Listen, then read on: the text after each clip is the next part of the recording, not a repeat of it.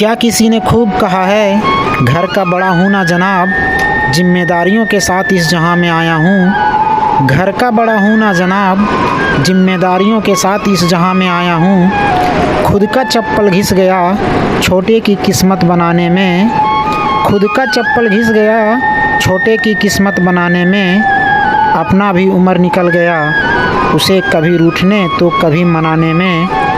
फिर भी मेरा हक नहीं है, फिर भी मेरा हक नहीं है, बने हुए उसके आशियाने में, बने हुए उसके आशियाने। I am Divi and I come with a story. It may be useful to you, so listen the story carefully and don't skip the video. तो शुरू करते हैं हम अपनी आज की कहानी को। एक छोटे से गांव में एक बहुत ही गरीब परिवार रहता था।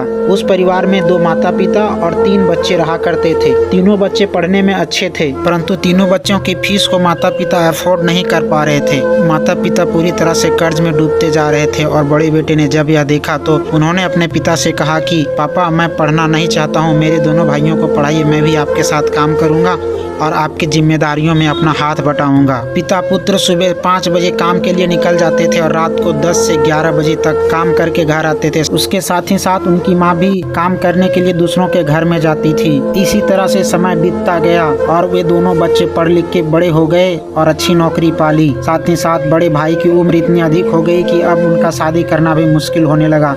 कोई भी लोग उन्हें लड़की देने से इनकार करने लगे क्योंकि उसके भाई की उम्र 35 साल से ऊपर हो गई थी। क्योंकि कोई भी माता पिता अपने पुत्री की विवाह इतने अधिक उम्र वाले लड़के के साथ नहीं करना चाहते हैं और जो एक साधारण सी मजदूरी करता हो।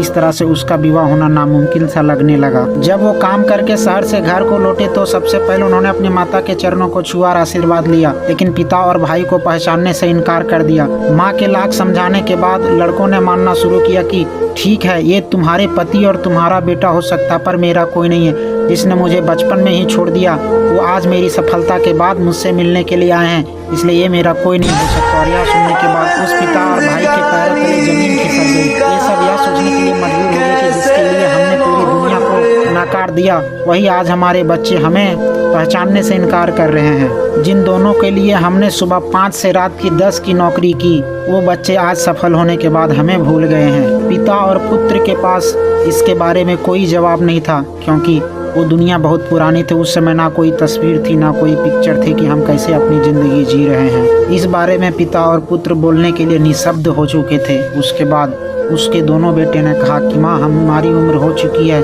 हमें शादी करनी है और हमने अपने लिए लड़की देख रखी है। तुमको हमारी शादी में चलना होगा, पर ये दोनों नहीं जा सकते हैं। ये तुम्हारे पति हो सकते हैं, तुम्हारा बेटा हो सकता, पर मेरा कोई नहीं है। तुम अपने घर में रखो, ठीक है, लेकिन तुम हमारी शादी में शहर को चल रही हो, गाँव में शादी नहीं कर रहा हूँ क्योंकि ये गाँव अब हमारे लायक नहीं रहा है।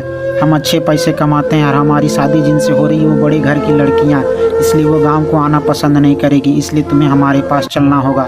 इन सारी बातों को सुनकर माँ थोड़ी उदास हुई और उसने कहा कि मैं अपने पति और पुत्र को छोड़ के नहीं जा सकता हूँ। तुम बेशक यहाँ से जा सकती हो, पर मैं इन दोनों को छोड़ के नहीं जा सकता हूँ। तुम दोनों जहाँ भी रहो खुशी से रहो। जिस तरह से हम अपनी ज़िंदगी जी रहे थे हम उस तरह से अपनी ज़िंदगी जी सकते हैं।